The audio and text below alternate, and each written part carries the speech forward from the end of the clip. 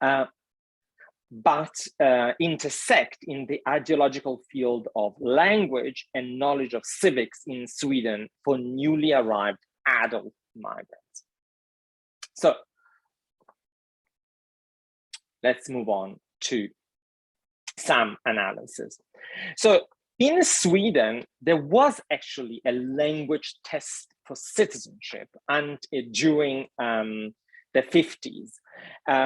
However, this test was taken away because ultimately the test required to actually just be tested by a priest, a teacher, or another official.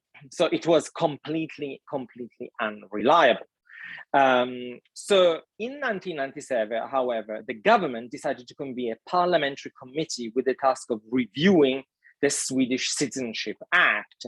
And among the issues that the committee had to discuss was the question of a Swedish language test. So, and what was interesting is that the committee in the end ultimately said, we should not introduce a test simply because it would be unfair. So if we analyze this statement from an language ideological point of view, we could say that the dismissal of introducing a language test for citizenship because of reason of fairness and justice was very much in line with the broader ideological principles which had underpinned Swedish integration politics since the mid-70s, namely equality, freedom of choice, and partnership. And according to these, there should be first, the right to equality of opportunities, two, the right of immigrants to choose the degree in which they want to preserve their cultural and linguistic traditions, and then collaboration between immigrants and Swedes. So these are the key points for that kind of framed Swedish integration politics since the 70s, and were still kind of influencing policy documents in 1997. So interestingly, what the parliamentary report did was also to draw upon research on second language acquisition, saying that, second language acquisition is complex, it varies very much from one migrant to the other. So it would be completely unfair and to test migrants who want to become Swedish citizens, because different migrants would have very different opportunities to learn Swedish. Then the issue about language tests was brought up again in 2002 by the Liberal Party as part of a larger motto that went on like this: yes, to make demands is to care. It's kind of demand rhetoric. However, interestingly, the Liberal Party in 2002 tried to justify the introduction of a language testing for citizenship within a broadly multicultural discourse. So they were constantly saying that Sweden shall be a multicultural, tolerant, and human society. The proposal was not successful. However, at the same time, in 2010, there was also the emergence of these, like a parliamentary investigation around the introduction of this civic orientation. Right? And the parliamentary investigation actually led to a very good report that said that civic orientation must be characterized by equal treatment and respect for the individual participants. The purpose of civic orientation is to strengthen participants' ability to shape not only their lives, but also participate in the shaping of Swedish society. So you can see here, once again, how the principles of equality, freedom of choice, and collaboration are the underlying ideological underpinning, because here you can see how in the parliamentary report for civic orientation, so for the introduction of this course in civics for newly arrived migrants, there's still very much this emphasis on dialogue and on the ability of migrants to contribute to Swedish society. Interestingly, also in 2010, in the very same report, the government, the parliament said that instruction in Swedish with the help of an interpreter would not provide the same opportunities for active participation with question and discussion as instruction in the mother tongue. So in other words, these courses in civics should be held in migrants' mother tongues, not Swedish, which again is in line also with this idea of the importance of multilingualism and multiculturalism. However, also the very same year, there was something that became a bit of a watershed in Swedish politics, namely the entry into parliament by a far-right party with Nazi roots called the Sweden Democrats. And right after the victory of the Sweden Democrats, their party leader had an interview on the national radio program where he said this: the spread of Islam has been quite explosive throughout Europe, including Sweden. We have seen that this is the fastest growing minority, and it's clear that we have a problem here since there is a widespread lack of demands in Swedish society. We do not demand yet that those who come to our country should adapt to Swedish society. Those who come here, we're talking about hundreds of thousands of people, carry with them cultures and values that often do not belong to Swedish society. Values which, if we ever had them in Sweden at all, we have got rid of.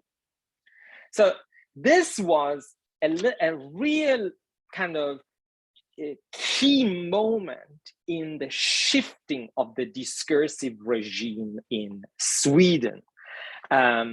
Because even if the lack of demands had been a key element of the rhetoric also of the Liberal Party, however, the Liberal Party had kind of presented it within a broadly multicultural agenda, whereas with the Sweden Democrats, the multicultural agenda is completely pushed aside, pushed away. And instead, we have a clear kind of assimilationist agenda that comes into Swedish political discourse. And we can see here also the construction of two very clear imagined communities, the we Swedes, and the they Muslims, Muslim migrants. Interestingly, since the entry of the Sweden Democrats into parliament, all political parties, including those who had been very negative from the very outset about introducing a language testing for citizenship in previous years, changed their minds, changed their positions. So one of them is the Social Democratic Party, that has always been very negative about introducing language testing for citizenship. And now suddenly in 2016, the then Prime Minister, Stefan Löfven, had a pronouncement in one of the largest Swedish newspapers saying, it must be clear which rules apply in Sweden and which values should permeate our society. Work and self-sufficiency are what apply. Those who do not do their duty can also demand their rights. So those who do their duty can also demand their rights. Sweden is a modern and free country where justice, equality, and gender equality are central values. It is the result of decades of struggle, and we must take them forward. We will never back down. Then, a couple of years later, we have now a pronouncement for the Ministry of Employment, saying that some of the values that characterize Sweden encompass equality, individual rights and duties, and a clear protection of children's rights. Equality between women and men is something for which we have fought for a long time. We have made some breakthroughs in this regard. And then they said the government wants civic orientation for newly arrived migrants, to be more about these things. Now, we have to, I mean, for those of you who are not familiar with Sweden, it's important to know that values, the word values, was a bit of a taboo among many political parties until the year 2000s, because again, it was very marked to talk about Swedish values because it was perceived as something of a manifestation of ethno-nationalism that didn't really work well in Swedish society, which we have to remember, since the Second World War, tried to present itself, as so little nationalism, with so little nationalism as possible. So to talk about value, the Social Democratic Party, the Social Democratic Prime Minister, and the Social Democratic Minister of Employment talks about Swedish values is quite unique, and it's quite something new in the context of Sweden. Now, interestingly, then, now we fast forward to 2020. And so ultimately, what happened is that language testing for citizenship and language testing for permanent residence, and not only language testing, but also testing of knowledge of civics, are going to become a reality from 2025, right? So to bring, I mean, I couldn't show you all the textual examples, but I have them in the article that I've published, and I can give you the link afterwards. But we could say, so I would just want to wrap it up this part by saying that citizenship has been an active topic of debate in Sweden over the past decade. Read diachronically, these debates indicate a shifting political consensus about the relationship between language requirements, sociocultural knowledge, and citizenship as status. While it is impossible to demonstrate a causal relationship between the entry of the Sweden Democrats into parliament and the broader shift of consensus, it is remarkable that the rhetoric of parties across the political spectrum on issues of language and societal knowledge has become increasingly aligned with that of the far right. So an ideology that invokes our Swedish values and our way of living as benchmarks for migrants' integration was nearly anathema in Sweden 20 years ago. It was viewed as a manifestation of right-wing nationalism that was at odds with the principles of equality, freedom of choice, and collaboration that characterize Swedish integration politics.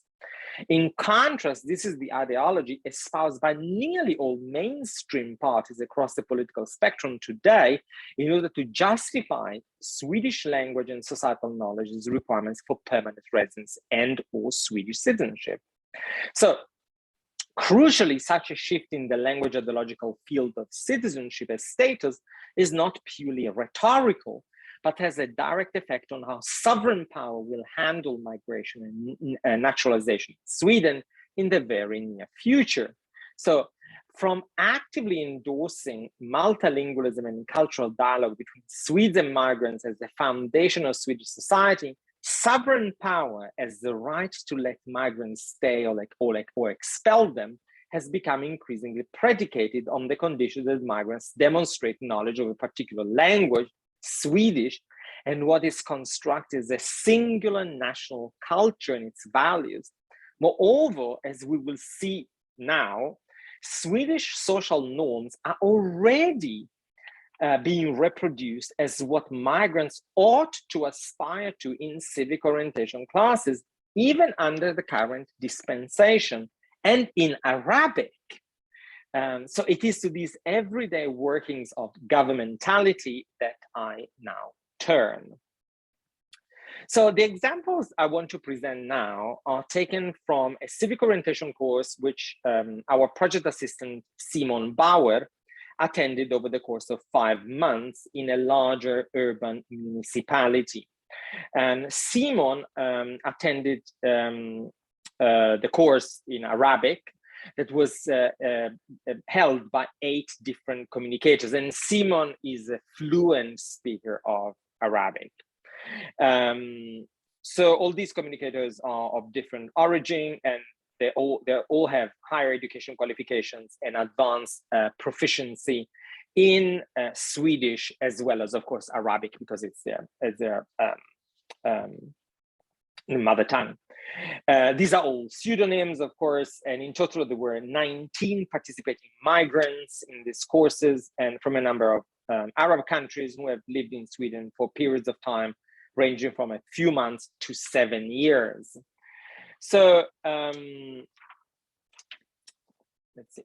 In a significant example of the reproduction of cultural norms in the civic orientation courses we followed, Saed, the communicator, tells the participant that it's not good to consume baklava after every meal, as is done in Bilad al-Sham, so the Levant or Iraq.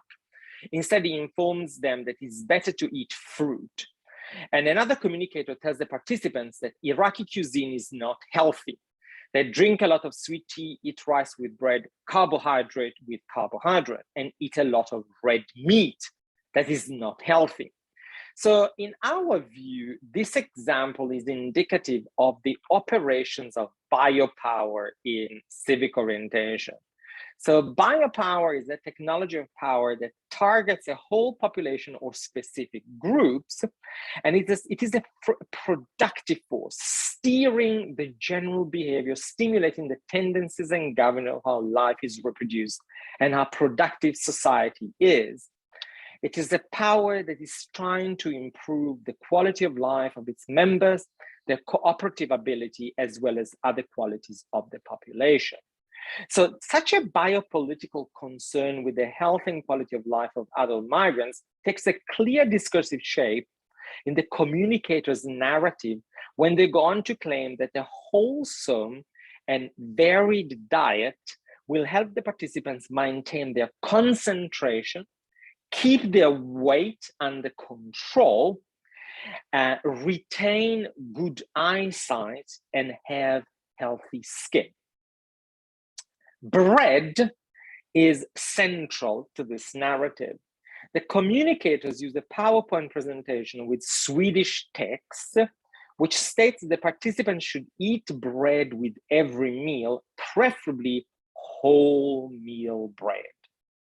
The communicators add that white flour is not healthy and should therefore be avoided.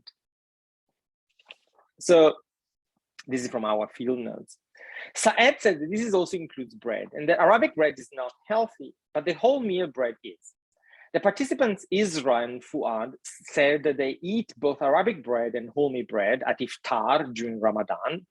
And the participant Saba tells the others that she used to eat Palestinian or Syrian bread, but that her husband had bought Swedish wholemeal bread for their house and that she liked it a lot.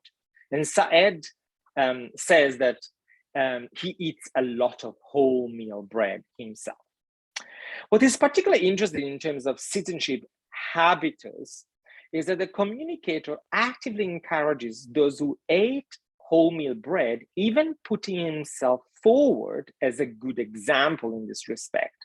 And the participants are subsequently informed of different types of grain that are high in fiber, such as rye, barley, and oats. The communicator emphasizes that fiber is very, very, very important. And it's interesting, I mean, linguistically, because he deviates briefly, but significantly from his Iraqi dialect to using the standard Arabic word for very, jiddan, instead of the more everyday ktir. And since Arabic bread does not contain as much fiber, it is presented as worse than Swedish wholemeal bread. And this is something that's being avoided. Another communicator, Tamer, who leads one of the classes on health and diet, tells the participant that one should eat 5 times a day. And putting his hands and signaling the number 5, And he points at each of his fingers, saying that the thumb is breakfast, then the middle finger is lunch, the little finger is dinner, and the fingers in between are snacks or mellanmål, and he says it in Swedish, which means the meal between meals. And the participants acknowledge that they've heard mellanmål before, and Tamer specifies that mellanmål should consist of a fruit or vegetable snack and not sweet, not baklava, for example. Alongside food intake, the participants are also made aware that it's important to drink water all year round, preferably 2-3 liters a day, even though it is cold in Sweden during winter. On one occasion, the communicator goes around the group asking each participant to promise that they will drink more water. And unlike the more overtly disciplinary aspects of communicators' engagement with what migrants should eat or not, their handling of the topic of hydration does not work through repressive warnings, you shan't drink this or that, but manifests through incitements to drink more water. So while Foucault highlighted the nurturing and productive aspects of biopower, enhances specific population health and quality of life, it is often difficult to distinguish it from disciplinary power. So as can be seen in the examples I've just given, the biopolitical incitement to eat wholemeal bread and fruit goes hand in hand with more overt disciplinary admonitions against unhealthy food choices, white bread, rice, and pastries. So a dichotomy is created between what counts as normal, wholesome conduct on the one hand and deviant, harmful eating on the other. And like other modern disciplinary systems, such as the prison, it becomes the aim of civic orientation to correct these deviant lifestyles. So we certainly do not dispute the nutritional value of wholemeal bread, the importance of water, but ultimately whether wholemeal bread and hydration really contribute to one's well-being is beside the point. What is important for the purpose of this presentation is that in civic orientation, so it's not just about making migrants aware of different laws and regulations or creating dialogue and respect, as it is stated in policy documents, but there is a more normative element. So adult migrants are treated like children who are assumed not to know what is best for them and therefore need to be taught. But since they are not children, then they're encouraged to undergo an internal overhaul, abandon their unhealthy habituses, changing their routines, eating and drinking differently, and adopting a different lifestyle through which they can become healthy Swedish citizens. And this practice was also not something that we found in one classroom settings, but it manifested over and over again with regard to a variety of different topics. Of course, as Foucault reminds us, where there is power, there is resistance. And while the portrayal of wholemeal bread as the healthiest choice remained unchallenged by the participants, silent embodied acts of defiance were enacted by 2 participants in response to the communicator's encouragement to eat vegetables or fruit as snack. 2 women looked at each other and shook their heads. And after that, one of them left and stood up and left. On another occasion, there's another example of subtle resistance in relation to the pledge to drink more water.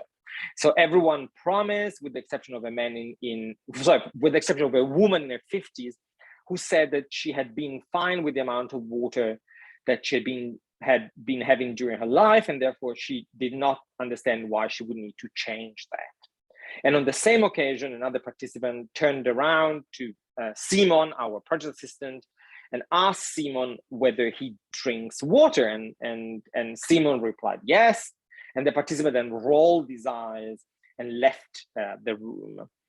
And it was also interesting that the communicator, when said that it's very important to drink water when exercises, However, a participant rebutted, saying that one does not have to drink as much water if one takes the bus instead of walking, and then everyone starts laughing. So these examples illustrate how, on one hand, the communicator seeks to impart a desirable mode of healthy conduct, while on the other hand, participants subtly resist through embodied acts of disagreement, irony, and laughter. So whether intentional or not, these embodied acts are similar to those weapons of the poor, and this is from Walter Scott, that require little or no coordination or planning, and making use of implicit understandings. And these acts might not use overt verbal confrontation, but are nonetheless disobedient in refusing to participate in self-disciplinary practices which normalize subjects according to the norm. And also, we also have examples, but I don't have time now, in which participants actually perform more overt acts of resistance. So I want to bring to a close, because I said I will take approximately 45 minutes, because I want to, of course, hear what you think, and I'll hear your thoughts, and I'll allow you to ask questions. So ultimately, one could say that drawing upon, so these are the conclusion, drawing upon Isin's notion of citizenship as habitus, status, habits, and acts, our analysis of public discussion about language and societal knowledge requirements for naturalization, coupled with ethnographically grounded descriptions of routinized actions, norms, and acts and habits in the educational provision, civic orientation, has allowed us to offer a granular picture of everyday citizenship as a dynamic process through which individuals are gradually, progressively, really and materially constituted through a multiplicity of organisms, forces, energies, materials, desires, thoughts, etc. And this focus on status, habitus, and acts has enabled us to offer a glimpse into the way in which sovereign power, disciplinary power, and biopower intersect in the management of newly arrived adult migrants in Sweden. Well, not all of them are actually newly arrived, because some of them were actually being there like for 7 years, but they were part of this educational provision. So to go back to the Douglas Fir model of macro, meso, and micro. So at the level of policy and sovereign power, Sweden is undergoing a major language ideological shift from the official endorsement of multilingualism and multicultural dialogue to the active promotion of a monolingual and monocultural Swedish norm, which migrants need to acquire in order for them to be granted their right to stay. While proof of Swedish language proficiency and knowledge of civics has not yet become compulsory for naturalization and permanent residence, they are expected to enter into force very soon. Moreover, Arabic plays a key role as a conduit of disciplinary power, particular power, through which migrants are socialized into a specific habitus so that they can behave in particular ways and thus become good Swedish citizens. So rather than providing the best possible opportunity or the best possible way through which migrants can discuss and have this dialogue, ultimately Arabic becomes this conduit of power. Then at the level of organizations, so we have the communicators who find themselves in this very complex position because they actually don't have a lot of power to decide on what, or better, what to teach. They have a script that they have to voice at the same time as they try to create some dialogue, relate to their personal experience of migration. So they're really caught up at the intersection of different types of power.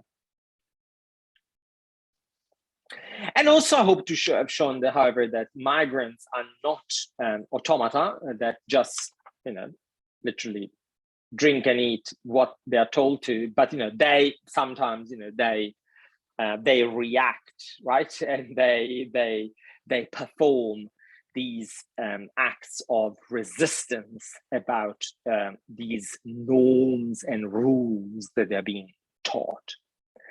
So, and ultimately, the fact that the communicators are themselves migrants and teaching about Swedish norms and values to other migrants, it kind of complicates a clear-cut dichotomy between citizens and Swedes, migrants and foreigners, presented by many parties in media and political discourse. We cannot really draw that boundary so clearly, especially if we look at what's going on in civic orientation classes. And if you want to read the full version of this paper, it has been published, it's open access. So you can click on the link to the presentation, and thank you very much. Thank you, Tommaso, for a very thought-provoking talk. I find it very interesting that the way you look at the changing views on what codes, what linguistic codes, along with what habits migrants in Sweden should have. And I believe one of the questions that comes up in such cases is, okay, if up to relatively recently, Sweden did not in any way or form demand Swedish as a code, what might be the reason for shifting towards a different direction? I'm wondering whether there is a discussion in Sweden about how the model of multiculturalism might have either failed or not yielded the results that were expected. Would you like to comment on this? I mean, I'm always thinking of such questions when I hear shifting policies or views. Yeah, so definitely there are, so the parties that are on the right, let's say the center right. We're not talking about the far right, we're talking about the center right, which in Sweden, the center right is fairly kind of a soft right. It's not, you can't compare with the Italian right. So certainly in mainstream center right discourse, there is a belief that multiculturalism has failed. However, interestingly, a lot of parties on the center left,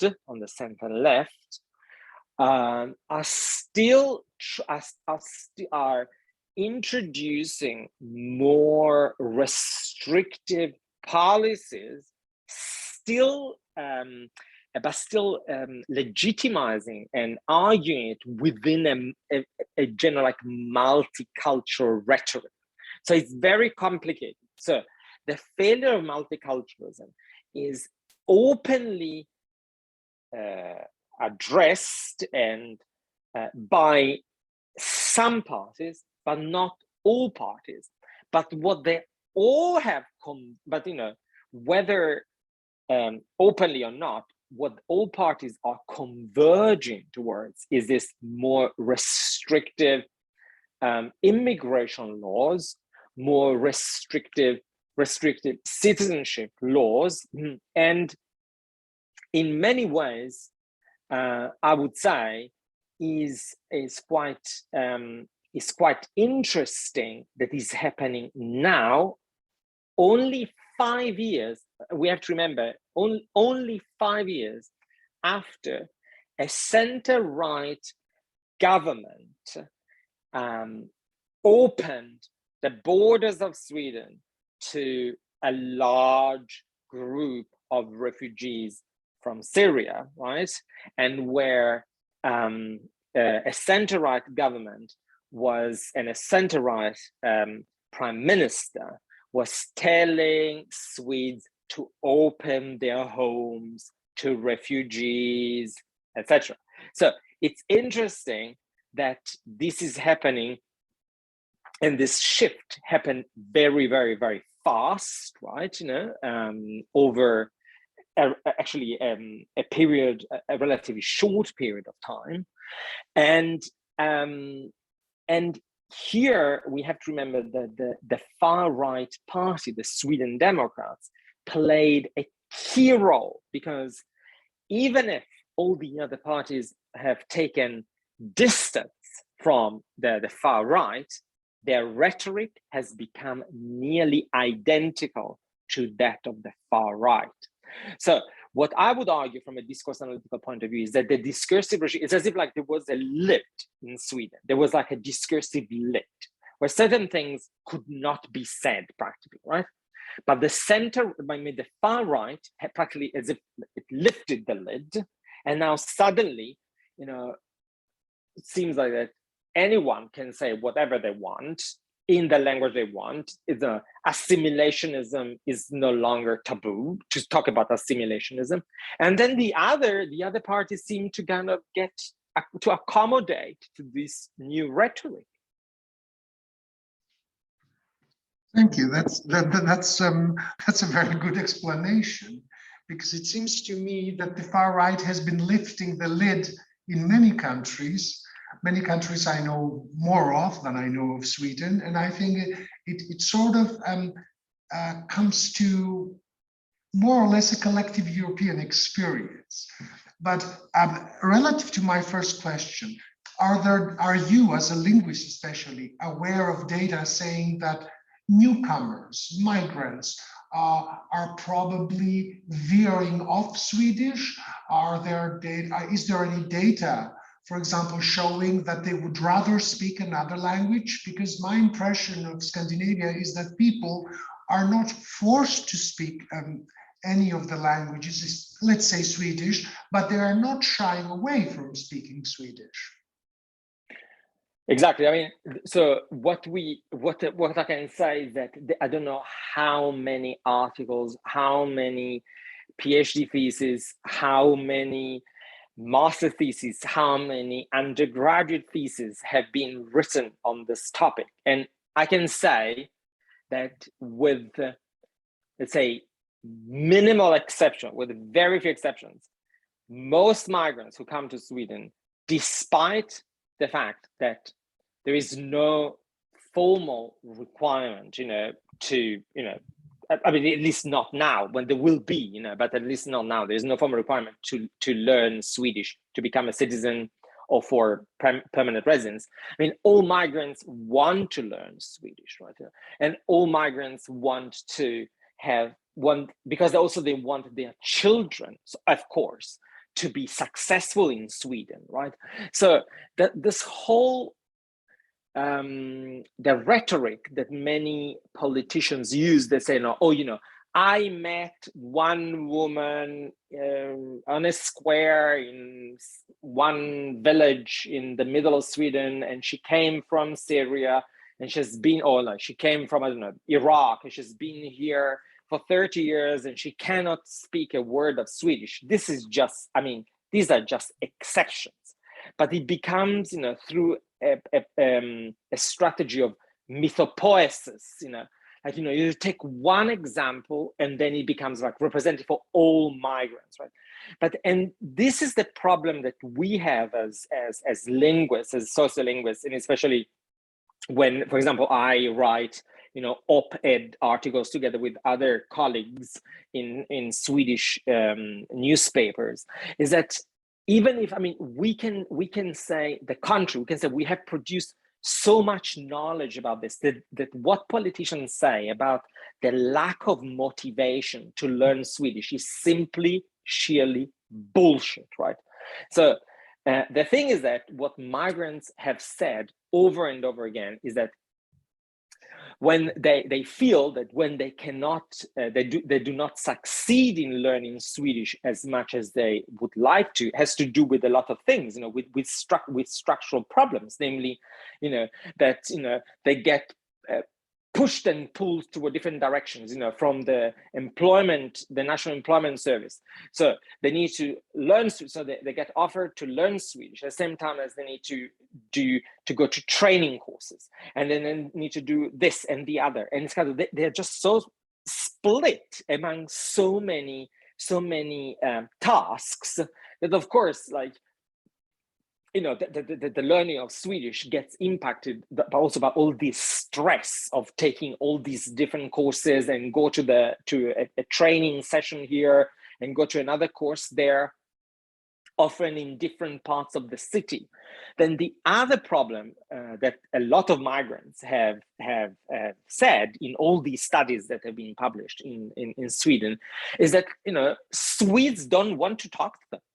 I mean, the problem is that they want to learn, and we know that you learn a language mainly not just in a classroom, but by talking to people.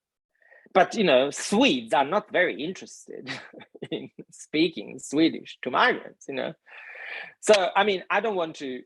So of course, like one doesn't want to overgeneralize, but it's interesting that a recurrent theme in interviews with migrants that, well, yeah, we learn Swedish and people listen to the radio and people, watch TV, but we don't have anyone to talk to. It's very sad. It's very sad. That's a very interesting point. I would like to open the floor to questions. Everybody is welcome to take the floor. I believe we have a question already from the very beginning. If you open Q&A, Tommaso, yeah. You can read it. There is one of our, a member of our audience who is asking you specifically about what is happening in Sweden concerning civic and citizenship education. I think you have kind of answered this. No, but I think that, is Areti, Eleni. So what the question is more whether civics is also taught in secondary school, yeah, or in primary school. Yes. So civics, yes, there are courses in civics for young people. So definitely, so and it's part of the school curriculum. These courses in particular that I focus on are for adult migrants. So these are for adults. But yes, so say if you come here, if you come to Sweden and you are, I don't know, 10 or 12, you will not need to, you're not requested to go to attend these courses for adults, because you will receive so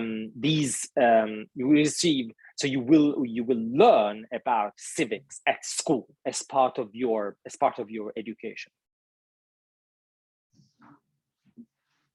Thank you. And any other questions for Tommaso? Any of you?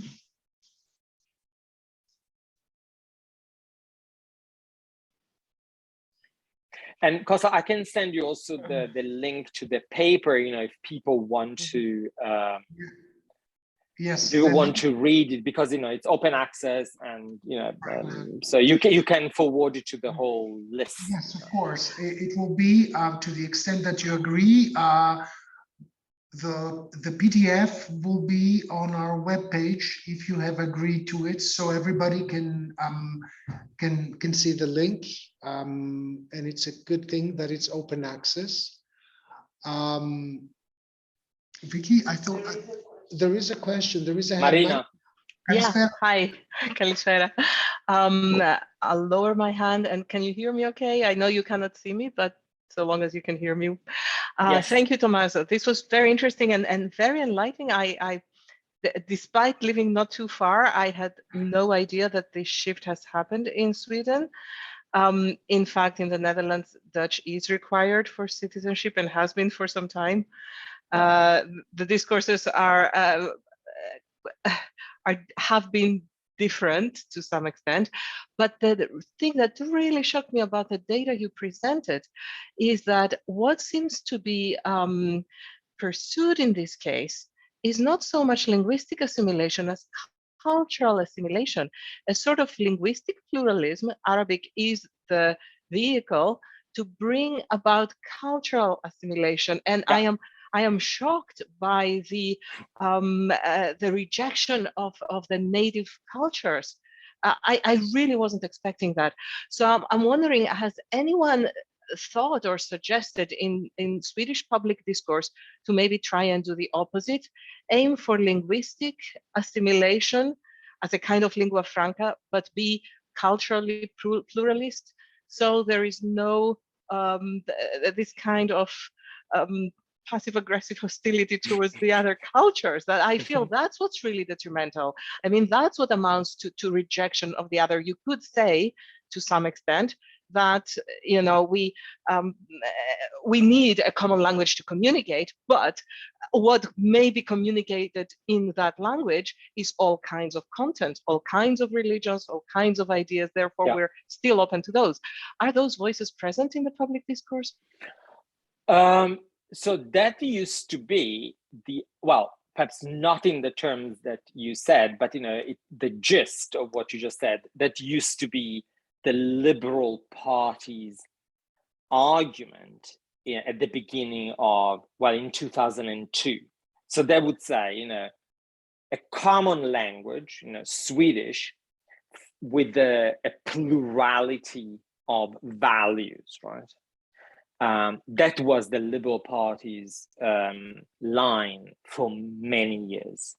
And for example, the Liberal Party at the beginning of, in 2002, 2004, 2006, up until I would say, up until very recently, the Liberal Party only wanted language testing for citizenship, and it was only language.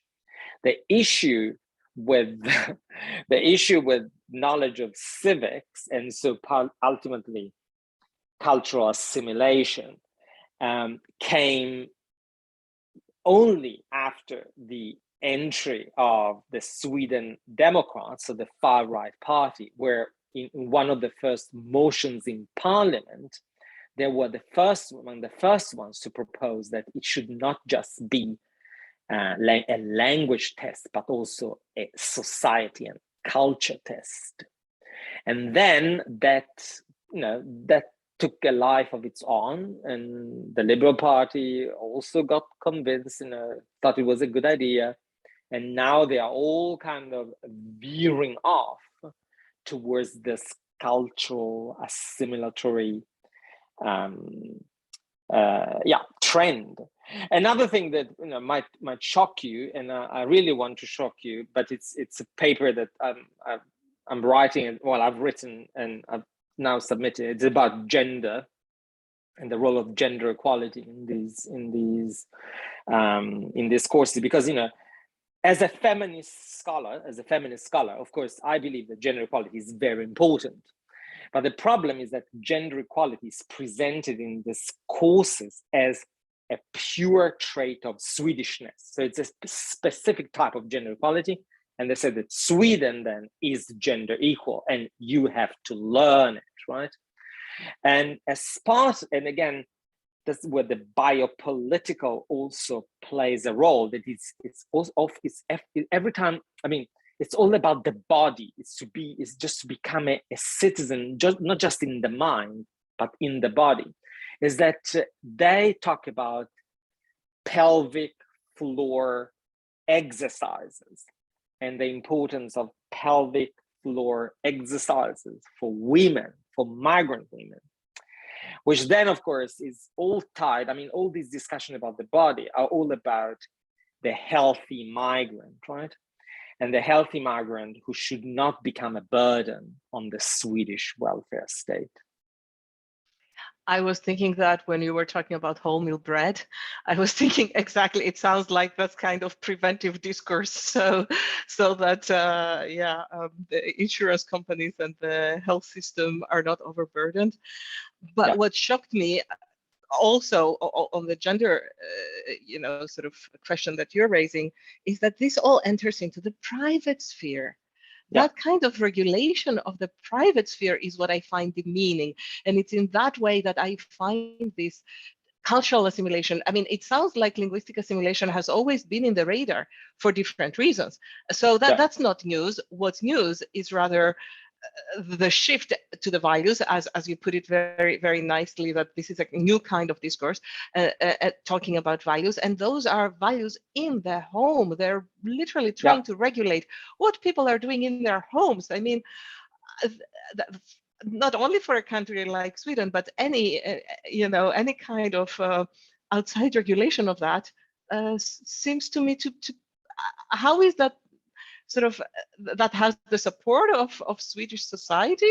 You said it's coming from the politicians, but what do Swedish citizens think of this kind of regulation? Do they realize that it's being pushed on migrants? Do they support it? I don't think that unfortunately, there's not a lot of awareness about these courses. There's civic orientation courses, right? There's not a lot of awareness among, you know, citizens, but also among other academics in Sweden.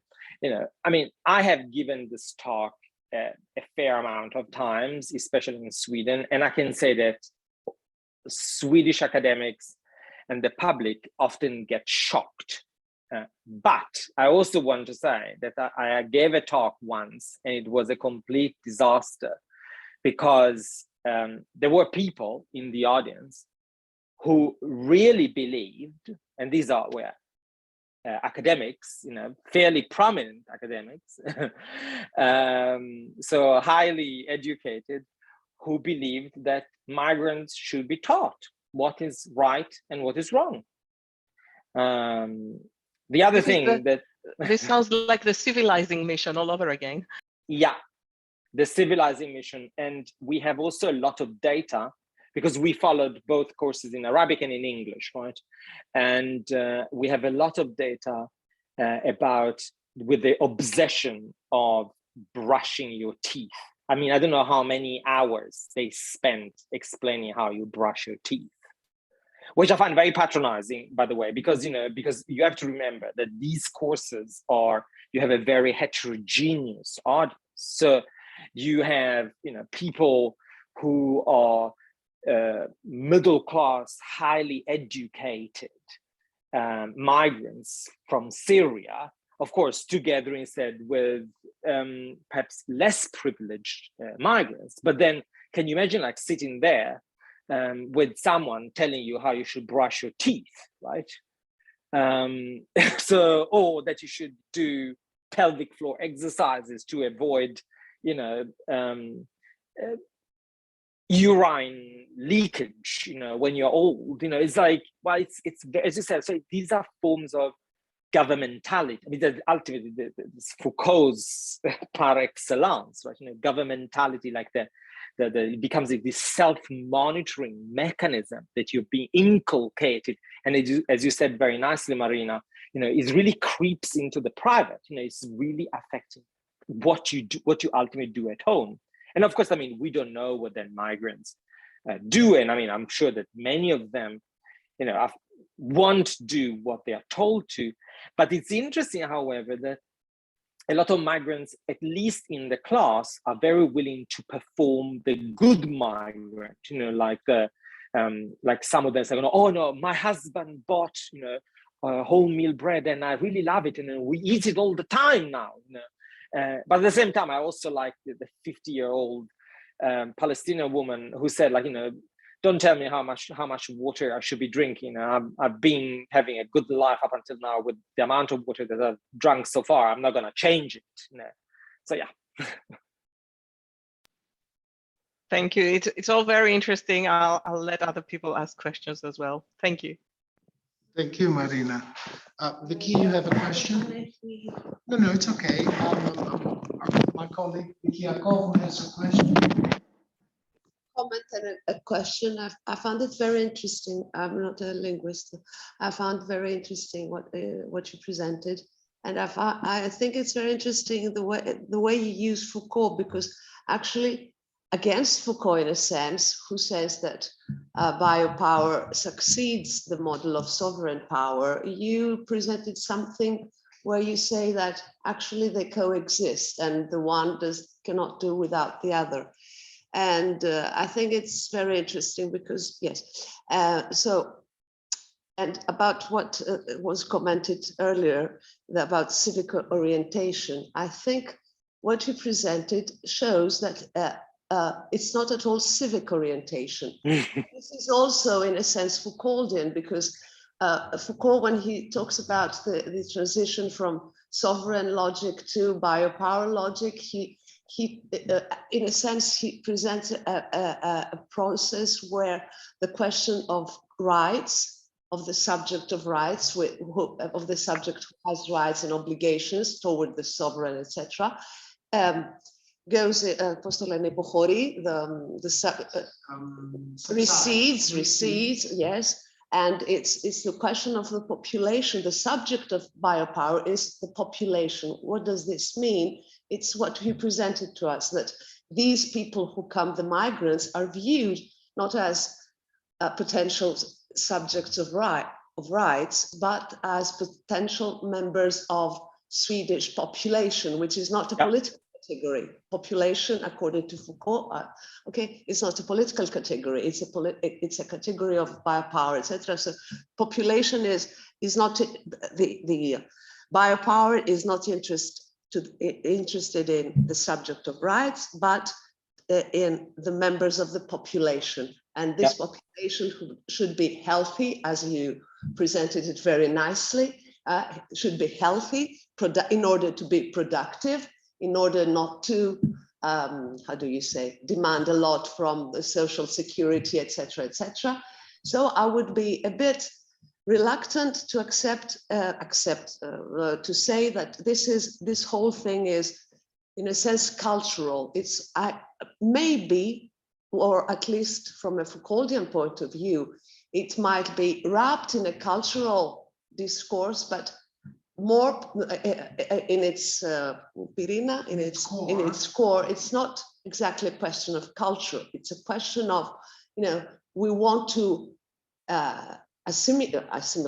accept people who will be part of this productive population, etc.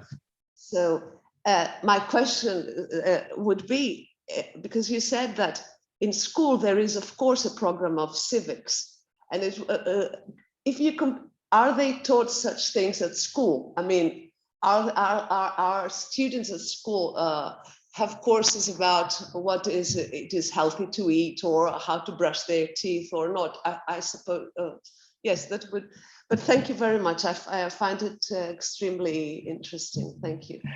Well, thank you so much. So first of all, yes, you're totally right. So I kind of read Foucault against Foucault. I do not believe, so empirically, our data shows that sovereign, disciplinary, and biopower kind of intersect in interesting ways. So absolutely, I totally agree. I also agree with everything you said.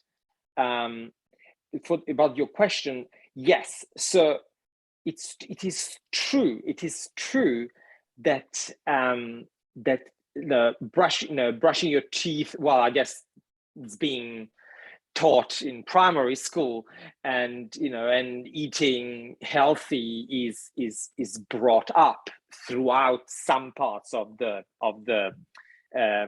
curriculum, for pupils.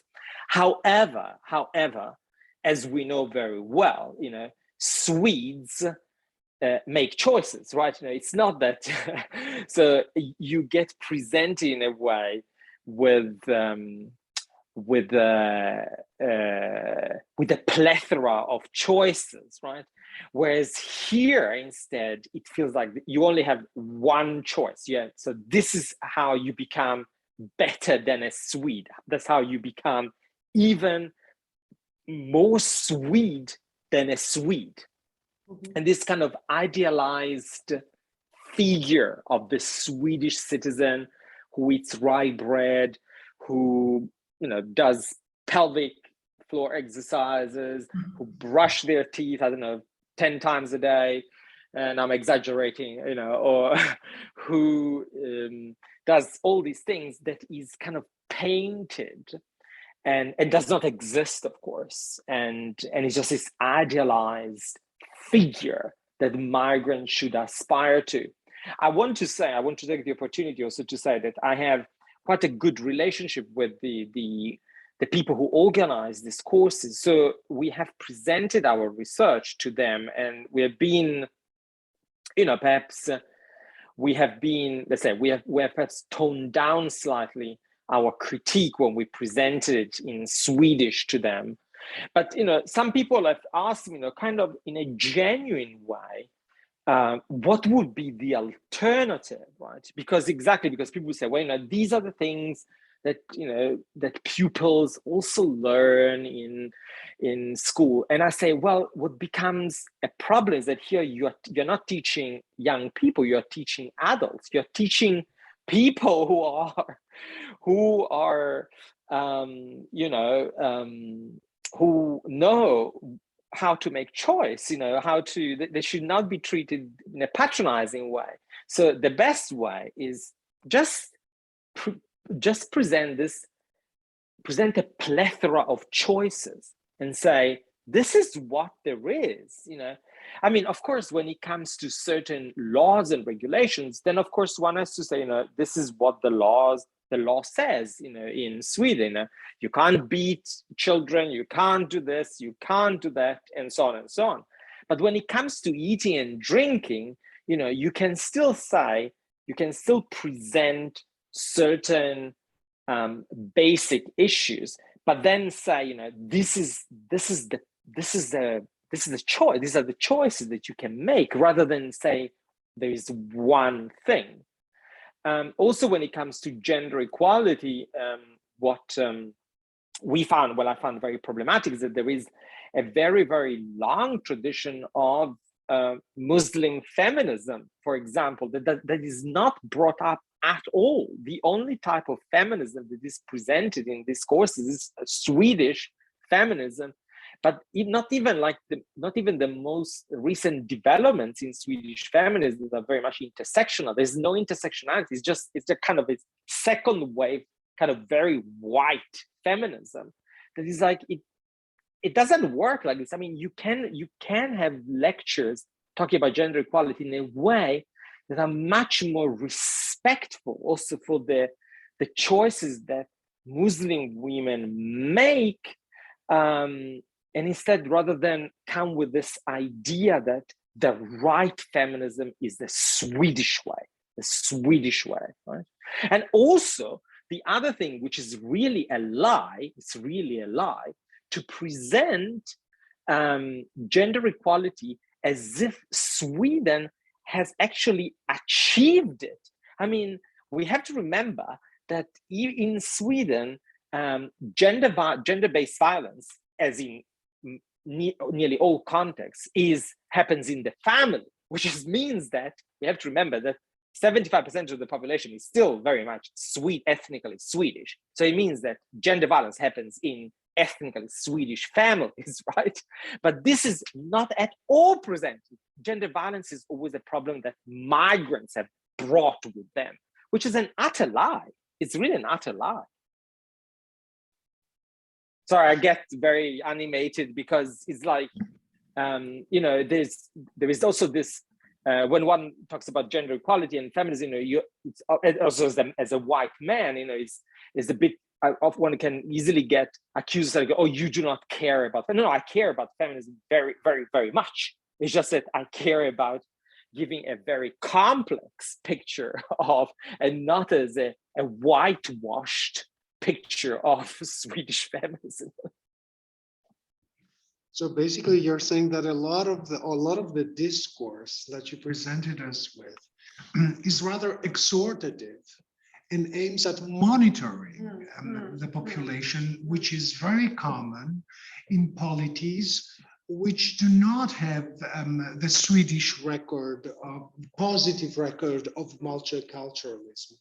So I'm afraid that Europe is just moving so fast forward to authoritarian right wing that even countries which have had a very positive record seem to be kind of out of step with their own past. Yeah, exactly, absolutely. The recent past as well. Yeah. So if there is no other question, I would like to thank Tommaso. Tommaso, a big thank you. Thank you. Thank you so much. Evening and for being with us. I'd like to thank all of you who have been with us through the semester. This is the last talk for this term. We just have another couple of weeks until our semester. It's after the holidays, and then on sabbatical. So for the ones of you who are interested in LESoL talks, we're going to resume regularly in the fall. So Tommaso, thank you again. Thank you so much. Bye. Bye. Bye, Marina. Bye.